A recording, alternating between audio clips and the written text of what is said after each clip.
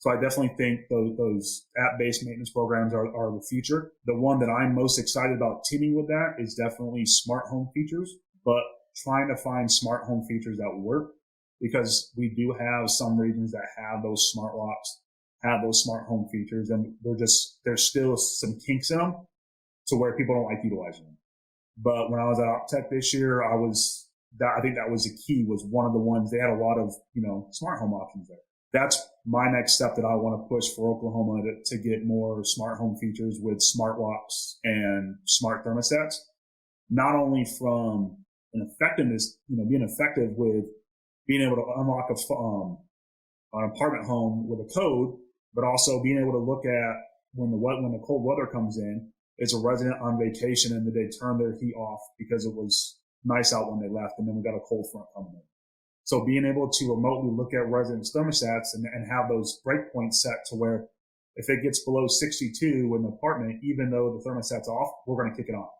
Or we can look at it from our home, our desktop, and say, oh, look, this person, the heater's not on in this unit, whether it's a vacant or unoccupied.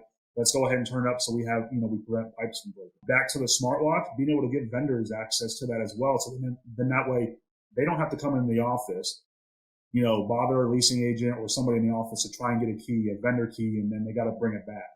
Now we can just have to give them their code, and that code will be, valid for them for a set period of time.